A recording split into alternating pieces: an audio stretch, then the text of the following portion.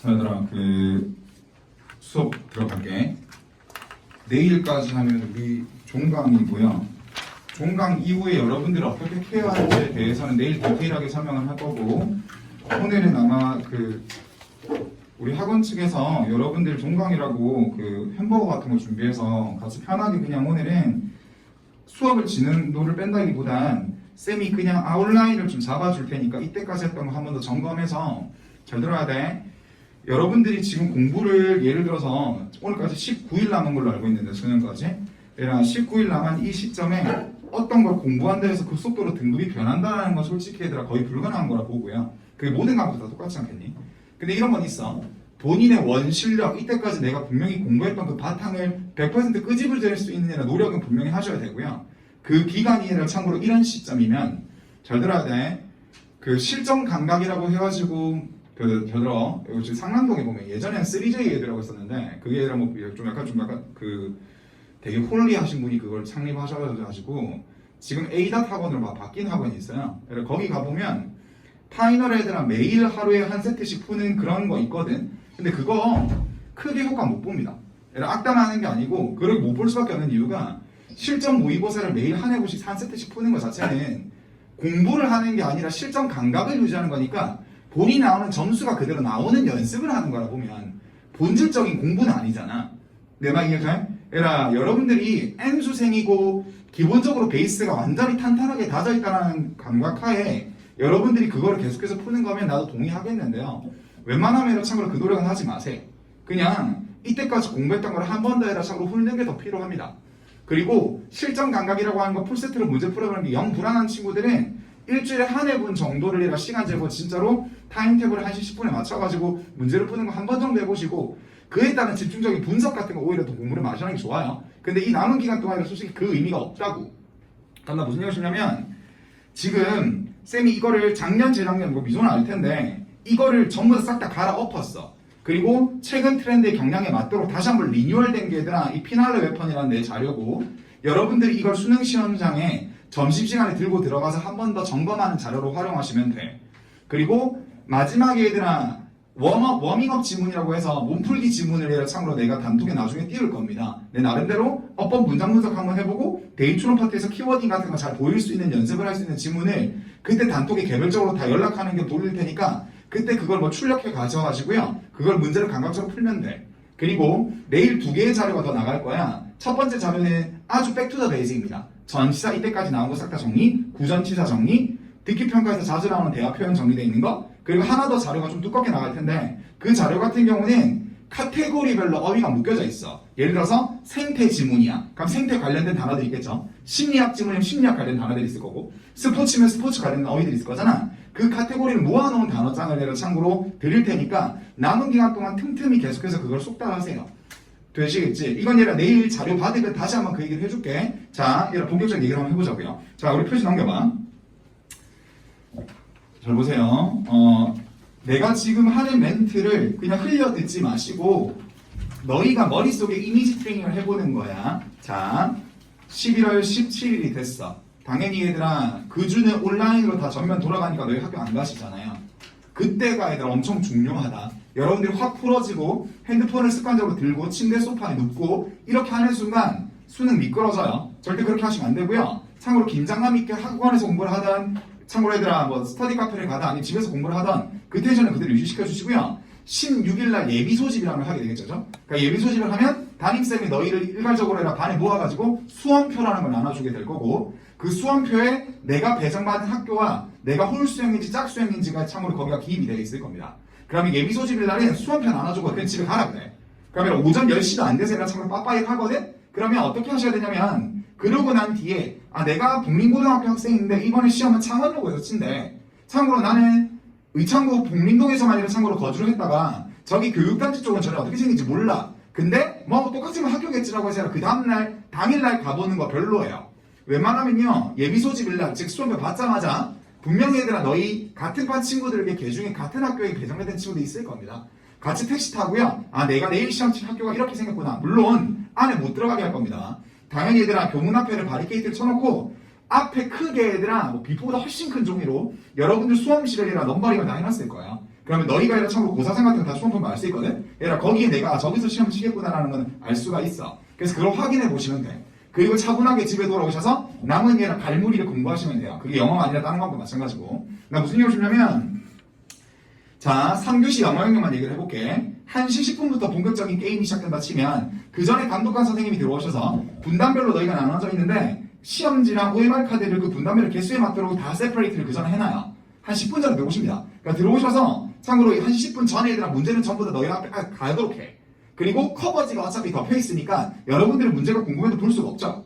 내 말 지금 무슨 말이 돼요? 그리고 듣기 안내 방송이 나오죠. 2024년도 대학 수학력 시험, 영어 듣기 평가 시험학습을 얘기를 하고 수험생들은 시험지를 넘겨서 이런 멘트가 나오잖아. 그때부터 내가 시험지를 넘기겠지. 내 말 지금 무슨 말이 돼? 그러면 이제 이미지 트레이닝을 하는 거야. 혹시나 내가 지금 설명하는 것 중에 기입할 사람은 기입을 하세요.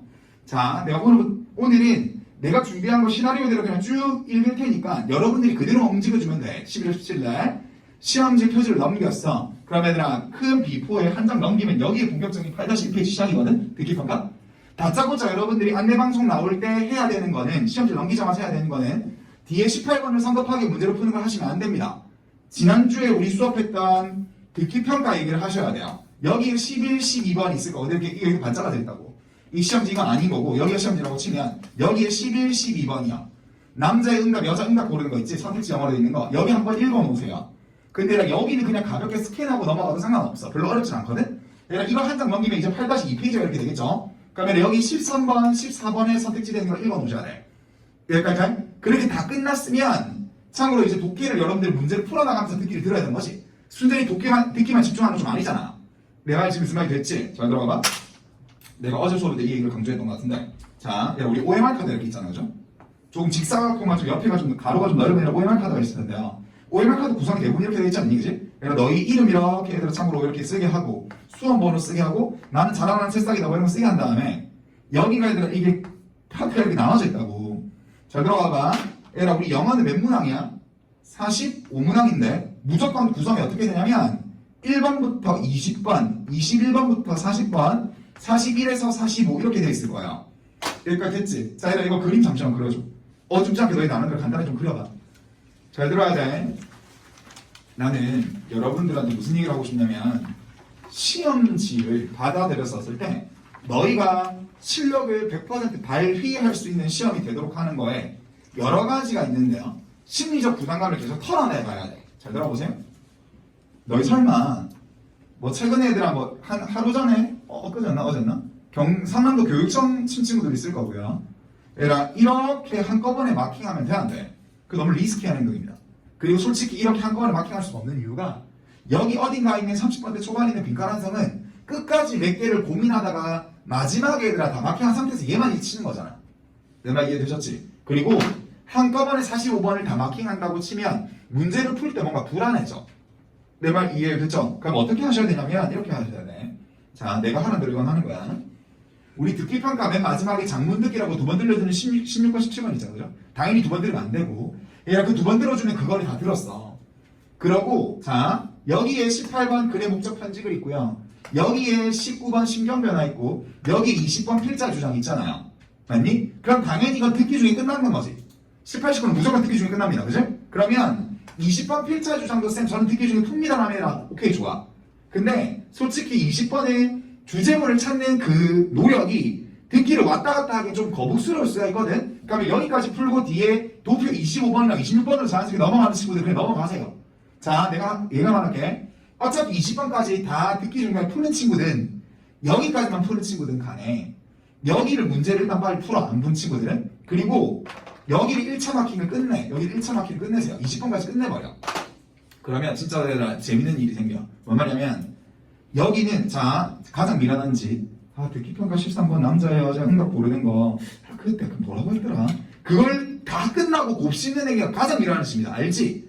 너희 그거 한 번에 모의고사 쳐볼 때 해보셨을 거잖아. 그 무조건 얘들아 실효성이 없는 거예요. 그냥 지나간 건 지나간 거잖아. 그치? 미련 두지 마시고요. 듣기평가 끝났습니다. 그냥 얘들아 여러분들 들은 상태에서 정답을 그냥 고르시고요. 이렇게 한 다음에 여기를 한 줄을 다 채워버리면 너희는 여기만 이제 채우면 여러분들이 몇 년 동안 열심히 공부했던 수능 영어는 이제 끝나는 거야. 맞지 않니? 이게 심리적으로 되게 안정감을 줄 거라고. 근데 애들을 한꺼번에 이걸 마킹한다? 그래서 얘가 뭐 수정태도 고치고 너무 지저분해져가지고 감독관한테 손을 들고 이건 얘가 저 안 되는 짓인 거야. 내 말 이해됐죠? 얘가 여기서 1차 마킹을 간단하게 끝내세요. 여기까지 보셨지? 자, 일단은 이거는 시험지 전반적으로 바라보는 코드에 관한 얘기를 한 거고, 자, 여러분 18번부터 가볼게. 여러분 18번 글의 목적입니다. 나 너무 많이 얘기했던 것 같고. 18번 글의 목적은 크게 세 가지 코드예요. 무조건 명시적 주제문이 있습니다. 특정 문장만 잡아버리면 정답으로 다이렉트로 갈 거고요. 그리고 평가원이 기존에 그 주제문이 있는 포지션을 무조건 지킵니다. 거기가 어디냐면 글을 반짝았을 때 애매한 하복구역입니다. 여기까지 됐지? 그리고 가장 중요한 거는 얘입니다. 목적을 드러내는 표현. 자, 그리고 그 목적을 드러내는, 왜냐면 18번 자체가 글의 목적이니까요. 목적은 문장의 동사로 드러낼 수밖에 없어. 됐죠? 그리고 밑으로 자연스럽게 내려서 여기 행방편입니다. 목적을 드러내는 참고로 동사를 쓰자고요. 얘라 주제문 다빈출 표현이 되어 있는 부분 있죠? 얘라 여기다가 여기 행방편 다 쳐줘. 여기. 얘라 여기 치시고요. 여기는 얘들아 웬만하면 다 외워두셔야 돼. 되시겠죠? 원하다라고 하는 want. 근데 want보다 더 많이 나가는 건 would like 동사원형이고, 나는 일정을 뒤로 연기하기를 바란다, 소망한다, wish나 hope. 일정을 뒤로 미루기를 요청한다, ask. 근데 이 ask는 참고로 오형식일 겁니다. 그리고 ask 뒤에 to 부정사가 보여야 될 거예요.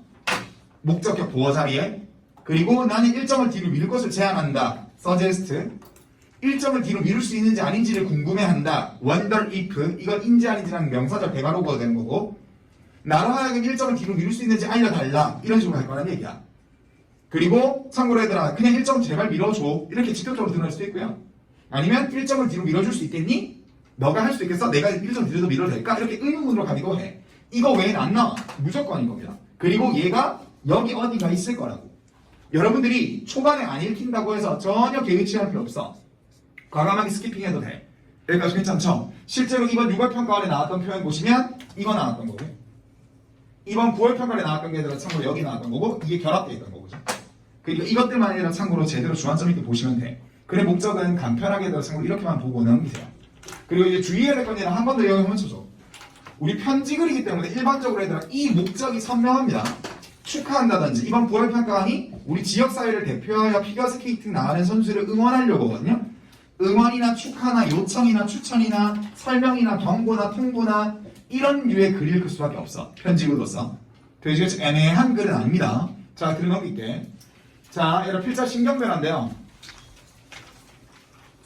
필자 신경변화를 얘가 푸실 때 주의해야 될 건 뭐냐면, 얘는 43, 44, 45 장문독해 맨 마지막 문항과 결이 비슷하죠. 이야기글 같아. 참고로 특정 교수님이 자기 관점을 드러내는 일반적인 주제 있는 글과는 좀 성격이 달라. 그지? 얘라 얘는 안 틀릴 거 아는데 그냥 얘기만 좀 하자고. 얘라 여기 형광펜. 어디부턴가 글의 심경, 즉 필자가 느끼는 심경이 바뀔 거예요. 글 전체 분위기가 나올 수도 있습니다. 근데 글 전체 분위기가 나오면 그건 땡큐야. 얘라 글 전체 분위기가 나오면 그냥 이거는 얘라 후반부에만 집중하면 돼. 근데 얘 안 나와. 벌써 8개년 연속 심경 변화 얘가 나오는 추세고요. 되시겠죠? 그러면 심경 변화하는 어떠한 기점을 너희가 찾으셔야 돼. 어디부터 필자가 심경이 변화하는지. 근데 심경이 변화하는 코드는 당연히 올드한 코드는 역접의 코드입니다. 근데 이 but, yet, however 보다도 suddenly라고 하는 걸 역접이 있어요. suddenly는 제가 이때까지 배웠던 역접은 아닌데요. 잘 들어야 돼. 순서 삽입이나 빈칸 한성 풀 때나 대입 추론 파트에서나 역접은 당연히 이 3인방을 필두로 해서 nevertheless, nonetheless, still, though 뭐 이런 거 있었지만, 얘는 얘들아 보통 소설책에서 많이 쓴 거지. 자, 평화롭게 가다가 갑자기 어떤 한 남자가 이런 식으로 그러면 이것도 역접의 역할을 할 수가 있어. 그리고 이게 고3 때 은근 많이 나와요. 여기까지. 그리고 이러한 역접이라고 하는 표현으로서 얘들아 참고로 변화기점을 주는 것보다 더 많이 나오는 건 얘들아 물결치가 시간의 경과야. 이게 작년 수는 올해 9월도 그랬었고요. 시간의 경과입니다. 일정 부분 앞에 에피소드 좋은 방향이든 안 좋은 방향이든 그게 시간이 좀 지난 겁니다. 그래서 대표적인 거 그리고 나서라고 하는 and then, 이번 9월이 just then이었어. 막 그러고 난 뒤에 라는 뜻이겠죠. 그죠? and then이랑 just then이랑 다 똑같아. 그리고 그 후에라는 after that 이런 표현이요. 즉 이런 표현이 등장하는 포인트를 기점을 잡아서 앞뒤를 보면 되는데, 자 이제 여기서 하나만 신경을 드러내는 여기 형광펜 문장 전체를 해석하지 마세요. 여러분들 독해력으로 19번을 바라보기엔 너희 에너지가 너무 아깝습니다. 그냥 신경 변하는 포인트만 제대로 좀 잡아가지고 여러분들은 어구에 꽂히면 돼. 아, 이거는 약간 부정적인 뉘앙스인데 얘 갑자기 좀 깊어졌네? 이런 게 다 드러납니다. 단어로요. 되시겠죠? 이렇게 문제를 푸시면 돼. 별로 어려운 거 없지? 근데 이제 여기서 하나만 좀 더 추가적으로 좀 짚고 넘어가야 되겠어요. 그 쌤이 밑에 추가적으로 써놓은 게 있는데요. 이게 이번 9월 평가원의 최초로 시도한 평가원 코드인데 예전에 사설에는 한 번씩 이런 코드를 등장시켰어. 뭔 말이냐면 이번 9월 평가원에 여러분 솔직히 보통이요. 소설책을 읽는 이 글 같은 경우는 등장인물이 주인공이 딱 한 명 있고요. 얘가 예를 들어 서로 배가 난파돼가지고 뭐 깃발을 흔들다가 저 배가 나를 못 보고 지나쳤는데 갑자기 얘들아 참고로 뭐 불빛이 등대가 나를 비쳤고 막 이런 얘기로 얘들아 한 명의 어떤 상황이 대부분인데 이번 구평에는 네이든이라고 하는 아빠와 제니라고 하는 얘는 참고로 딸의 얘들아 두 명의 인물이 나오거든요. 그리고 그 둘이 한 지문 속에서 느끼는 감정이 전혀 달라요. 이해돼? 그리고 주어진 문제는 네이든이라는 아빠 남자의 성별의 신경을 물었거든요. 그러면 자 의식을 해. 정확한 등장인물의 신경을 구분하셔야 돼. 근데 이 신경 구분하는 거에 대해 별로 어렵지 않습니다. 왜냐면 무조건 여잔지 남잔지에 성별이 구분돼 있을 거거든. 동성은 없을 거야. 신경 쓰지 마. 그리고 이 둘 중에 내가 취득해야 될 게 여자구나 혹은 남자구나. 그럼 거기 꽂혀서 she라든지 her이라든지 이해된? 그런 표현들이 담겨있는 문장만 어구만 집중적으로 보면 신경이 느껴져요. 무슨 말인지 되셨죠? 얘들아 이렇게까지 보시면 돼요. 어려운 거 없지? 그죠? 그래서 제가 이번 6월 평가를 나왔던 게 just then. 막 그러고 나서 그녀가 얘들아 참고로 태양이 지고 있는 걸 봤고 얘들아 뭐 참고로 뭐 빛이 반짝거리는 것 같다 이런 식으로 분위기가 반전되는 거야. 별로 어려운 거 없죠? 얘들아 이것만 좀 주의하자. 자 뒤로 넘길게요.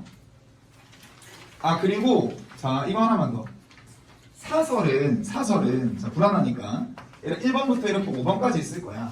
근데 1번, 2번, 5번 순서가 이렇게 이게 3번, 이게 4번 이렇게 가거든. 이렇게 가서 이제 화살표 이렇게 조금씩 달려있지 이렇게.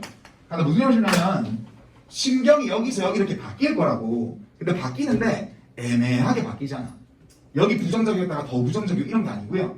극명하게 얘들아 뭐 좌절했다가 참고로 얘들아 참고로 희망을 갖게 됐고 참고로 실망스러웠다가 참고로 기쁘게 됐고 뭐 이런 식으로 완전히 크게 반전이 납니다. 사설은 아닌데 평가는 이걸 지켜요. 그런 글은 잘 안 내요. 선명한 글을 내. 되시겠지? 그러니까 이거 하나 좀 잘 체크해놓고 자 들어넘기자. 들어넘겨봐. 이제 여기서부터 우리 본격적인 얘기를 할게. 데이 추론 파트를 들어갈 건데 데이 추론 들어가기 전에 일단 하미 추론 얘기 먼저 할게요. 얘는 듣기 평가 다 끝나고 이제 본격적으로 여러분들이 문제를 독해해 나갈 때 푸는 거고 21번 하미 추론은 여러분들한테 익히 많이 내가 강조했고 여기에서 얘들아 과학의 시간을 쓴다든지 여기서 멘탈이 깨져버리면 전체적으로 시험에서 여러분들 벤 실력을 발휘를 못하니까 8-3페이지의 맨 첫 번째 좌측 상단에 있는 그 문제 하나가 가진 영향력이 엄청나게 클 겁니다. 이해됐지? 그러니까 올바른 정답 코드를 떠올리셔야 되고 이렇게 했으면 좋겠어. 하미 추론은 원래 어렵지 않겠냐? 지문 전체가 영어로 되어 있는 상태에서 영어 어구에 휘쳐서 이것이 의미하는 속뜻을 영어로 고른다? 온통 영어로 얘들아 뭔가를 판단해야 돼서 굉장히 쉽지 않아 여러분들한테는. 그럼 이렇게 해야 돼. 심플하게 쫙 읽다 보면 정답이 4번은 딱 보이겠지. 절대 안 보여. 그렇게 풀릴 수가 없는 거야. 그럼 여러 가지 얘들아 풀이 기법이라는 걸 염두하시고 내가 그 코드를 보려고 해야 돼. 무슨 말인지 됐죠? 그러면 하나만 얘기합시다.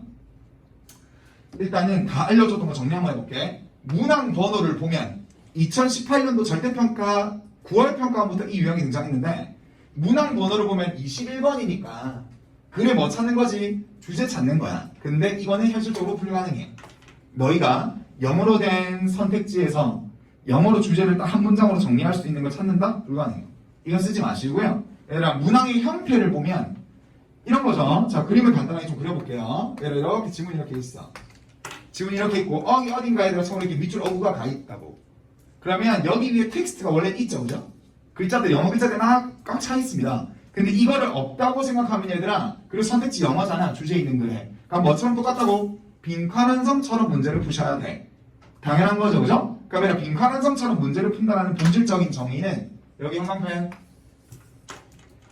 여기를 빈칸이 뚫려있는 문장 여기서부터 여기까지 치자. 여기를 가장 첫 번째로 읽으셔야 되고요. 그리고 가장 천천히 읽으셔야 되고요. 그리고 가장 마지막에 읽으셔야 돼. 이 세 가지를 다 염두하셔야 돼요. 빈칸이 뚫려있는, 즉 밑줄이 쳐져 있는 문장을 가장 첫 번째로 먼저 읽고 천천히 읽고 글을 다 읽고 한 번 더 읽고, 즉 얘들아 얘를 한 2번 3번 봐줘야 돼. 이해됐지? 그렇게 해서 첫 번째로 천천히 읽으면 내가 정보의 포커싱이 돼요. 자, 이제 여기서 정보의 포커싱이라는 얘기를 좀 더 확장시켜 볼게요. 얘는 어떤 거냐면, 우리 밑줄 어구가 솔직히 밑줄 한 문장 전체는 밑줄로 안 가고, 여기는 얘들아 밑줄이 안 쳐져 있고 여기 뒤만 밑줄로 가 있는 상태일 거거든? 이해돼? 보통 그래요. 물론 통으로 문장 전체가 밑줄이 갈 수도 있습니다. 그걸 내가 어떻게 예상하겠니, 그지? 근데 이렇게 나와 있었을 때 어떤 걸 유념하셔야 되냐면, 여기 앞에 this라든지 it이라든지 이런 대명사가 있을 경우를요, 얘를 한번 체크. 대명사가 있을 수가 있어. 없을 수도 있는데 있는 경우도 되게 많이 등장해. 2020년도 수능에 21반 케이지 모델이 케이지 모델 밑줄 쳐져 있는데 this is a 케이지 모델에서 this로 시작하거든. 그러면 딴 거 고민할 필요 없습니다. 앞 문장만 읽으면 얘가 지금 정답의 근거로 집중해서 쓰일 겁니다.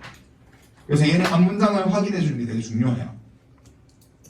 여기까지 됐죠. 자, 그리고 여러분들이 결론적으로 함이 추론된 빈칸처럼 풀어야 된다는 얘기는 지금처럼 정답의 근거로 쓰일 수 있는 패러프레이징을 찾는 거죠. 패러프레이징 하신다는 얘기야. 지문에서 정답인 걸 찾는 거라고. 근데 빈칸 완성에서도 유의미하지만 이게 되게 중요해요. 이렇게 3가지의 별표치입니다. 이거 내일 설명에서도 꼼꼼하게 다시 한번 해줄게. 뭔 말이냐면 이런 거 있지 않을까요? 자, 보세요. 얘들아, 여기 앞에 빈칸, 다시 밑줄이 쳐져 있는 문장 앞에 however이라는 연결사가 왔네. 그러면 이 앞에 있는 문장을 정답의 코드로 적극적으로 활용하려면 이 내용을 뭐 해버리면 돼? 반대로 틀어버리면 되지. 그러면 밑줄 어구의 의미가 될 거 아니야. 혹은 이 밑줄 어구 뒷문장이 in other words 이런 예랑 참으로 연결사로 가. 이런 연결사로 가. 그러면 달리 말해서니까 이 문장과 바로 뒷문장은 같은 얘기니까 여기만 패러프레이징 시키면 돼. 무슨 말이 됐지? 그러니까 연결사 은근 중요해요. 여기까지 괜찮아? 하나 더. 이게 이번 6월에 나왔던 코드입니다. 뭐지? nowhere이라고 하는 표현을 쓴, 참고로 이번 6월 평가원에 부정어구가 앞에 no라는 게 있어. 이렇게 no라는 게. 그러니까 부정어구가 있으면 주제를 골라야 돼. 주제가 반대되는 걸 골라야 돼. 반대되는 걸 선택지로 골라야 돼. 근데 꼭 이렇게 되면 매력적 오답으로서 주제를 준다? 그럼 여러분들이 그걸 치고 싶은 욕구가 들거든? 근데 앞에 no나 not 같은 게 있어서 얘를 반대되는 걸 정답을 골라야지 맞는 거예요. 그 매력적 오답인 주제를 고르시면 안 돼. 무슨 말인지 드셨지? 그러니까 이거 있는지 확인해. 카메라, 내가 지금 하는 얘기를 다 돌이켜보면 그냥 밑줄하고 쳐져 있는 문장을 많이 곱씹을 한 얘기야. 이해되셨죠? 그래서 이것까지 다 설명이 된 것 같고, 자, 얘들아 여기 하나만 더 추가. 잘 들어보세요. 얘들아 여기 쌤이 지금 표를 만든 거 보이죠? 밑줄 어구와 정답 선택지의 유기성 찾기라고 되어 있는데, 얘들아 우리 여기서 지금 쌤 설명 한번 해봅시다. 얘들아 우리 주어진 건 밑줄 어구만 주어지고 우리는 이 중에 하나를 정답 선택지로 매칭을 시켜야 된다는 얘기야. 근데 이 둘은 공통점도 있고 차이점도 있는데, 자 일단 이렇게 풀기. 쌤이 지금 위에 쓴 얘는요, 얘는 차이점을 말하는 거고요, 얘는 차이점 말하는 거고, 밑에 쓴 섹션은 이거는 얘들아 공통점을 말한다 보면 돼. 얘는 공통점을 말해요. 자, 공통점이라 일단 나중에 설명할게. 차이점이 엄청 중요해. 잘 들어. 밑줄 어구만 제일 처음에 읽으면 여러분들 머릿속에 얘들아 느낌표라고 물음표라고? 물음표예요. 뭐라는 거야? 이번 얘들아 참고로 7월 경기도교육청 모의고사처럼 이것은 트로이 목마야. 트로이 목마 뭐 어쨌는데 이렇게 되는 거야. 이해돼? 그리고 트로이 목마는 키워드가 절대 아니죠. 트로이 목마는 비유적으로 표현 쓰는 거지, 그치? 그러면 뭔 말이냐면 포괄적인 느낌, 즉 머리에 물음표가 생기고요. 그 이유는 여기 물결 키워드가 전혀 결합되지 않습니다.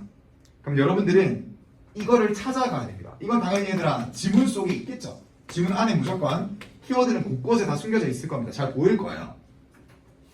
그리고 여러분들의 정답 선택지는 딱 읽으면 주제가 선명하게 구체적으로 드러납니다. 즉 머릿속에 정리가 되어 있는 느낌이야. 그 이유는 얘는 키워드가 결합되지 않았지만 얘는 키워드가 결합되어 있다고. 이 말은 즉슨 다시 종합해보면 얘가 뭐를 생각하면서 글을 읽어나가는 얘기야. 키워드가 있어야 된다는 얘기야. 키워드가 무조건 있어야 돼. 무슨 말이 드셨지? 이번 10월 서울시 교육청처럼 컨슈머리즘 소비주의라든지 신비 들어왔나요? 네, 신비 들어왔습니다. 신비 어딨노? 신비 저기 있는 얘들아 소비주의라든지 자본주의라는 키워드가 무조건 다 들어와 있는 걸 정답을 고르셔야 돼요. 이해됐죠? 그러니까 무조건 키워드 찾으세요. 근데 불안한 건 이거야. 키워드 하나만 찾는 메인 키워드만 등장할지 아니면 대척점에 서 있는 소비주의, 자본주의 이런 식으로 두 개 다 있을지 나도 모르겠어. 근데 얘들아 이 둘 다 찾아보세요. 되시겠죠? 메인 키워드와 서브 키워드 우리 필터링 하는 거 많이 연습했잖아. 되시겠니? 카메라 얘네들이 있는 선택지를 필터링해서 없는 것은 과감하게 소거를 치세요. 이해됐죠? 함의출에서도 여러분들 적극적으로 활용해야 될 코드는 이겁니다. 그리고 하나 더. 차이점이 얘들아 정답을 고를 때 결정적으로 쓰이는 즉 쉽게 말하면 밑줄하고 하는 키워드가 없을 거고 지문 위에 나머지를 읽어나가면서 키워드를 생각해서 키워드가 있는 선택지가 정답일 거라고 5개 중에. 그러니까 정답을 고를 때 이거는 얘들아 전반적인 문제 풀이 방법이 되게 중요한 건데 얘들아 지금 내가 마지막에 쓰는 이 공통점은 마지막에 한번 염두해 주면 되게 좋아요. 얘들아 이렇게 좀 써놓고 공통점 이것도 한번 해보는 거야. 내가 이번 역사적인 2023년도 수학능력 시험에 23번에 동건쌤이 알려준 그 코드를 쓰고 내가 이 지문을 최대한 내 마음대로 이해해서 패러프레이징 찾아보고 키워드 생각해보면서 정답을 2번을 치려고 마음먹었어. 근데 2번을 한번 읽어는 보겠지 당연히. 선택지를 해석을 해볼 거잖아요. 근데 읽어보는데 밑줄 어구랑 전혀 이야기가 좀 다른 것 같아. 그렇게 되면 안 됩니다. 그건 정답이 아닌 거예요. 다시 고민하셔야 돼. 뭔 말이냐면 자 물결 문형 자체가 유사하고 방향성도 같아야 돼요. 이해되셨어요? 이게 결정적인 얘기입니다. 자, 밑줄 어구가 참고로 해서 부정적인 말인데 선택지 긍정적인 게 키워드 있다고 치시면 안 된다고. 이해됐죠? 밑줄 어구가 부정적 멘트면 방향성 자체도 부정적인 선택지가 한두 개 있으면 그 중에 하나를 고르셔야 되는 거지. 내 말 이해돼? 그리고 문형도 되게 비슷해야 돼. 문장 생긴 모습도 되게 비슷해야 돼. 그럼 이런 거야. 맨 마지막에 오케이. 동건쌤이 알려준 대로 키워드도 필터링 해보고 참고로 얘들아 패러프레이징 느껴보니까 정답이 2번인 것 같은데 땡큐로 문형도 되게 비슷하네. 그럼 너희 무조건 맞은 거야 그건. 이해됐지? 이런 자신감을 가지고 그 다음 문제를 바라보세요. 하실 수 있겠죠? 자 그리고 한 가지만 더 유념할게. 얘들아 여기 6가지 마인드 세트 보이지 그치? 여러분들이 마음가짐인데요. 21번을 바라볼 때 했던 얘기를 종합하는 건데 한 번 더 정리 하나 해볼게요. 첫 번째 밑줄하고 포함된 문장 전체를 제발 천천히 정확하게 읽으세요. 이 지문 전반적으로 난 이해를 해버리겠다는 게 중요한 게 아니고요. 밑줄 어구를 천천히 정확하게 읽어. 되시겠지? 그리고 방금 했던 것처럼 그 밑줄 어구 앞에 대명사가 있다면 앞 문장을 적극적으로 정답의 패러프레이징 근거로 쓰시면 되고요. 이해되셨지? 그리고 이거 두 개는 다시 묶어야 됩니다. 밑줄 어구의 방향성을 플러스 마이너스 나눠보고 그리고 선택지 1번부터 5번까지요. 1번부터 5번까지의 선택지를 플러스 마이너스 나눠봐서 이걸 얘들아 매칭을 시키는 게 필요해.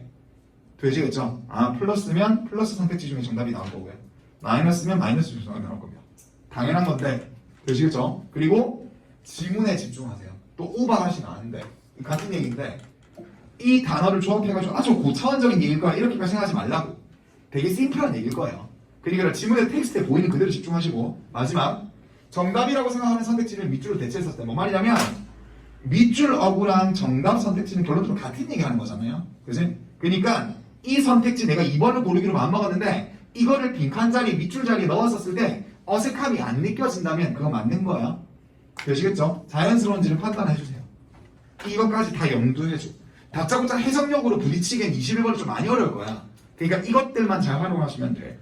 여기까지 괜찮지? 자, 들어넘길게. 자, 20번부터 얘들아 데이추론인데요. 얘들아 데이추론 한번 읽어볼래 쭉?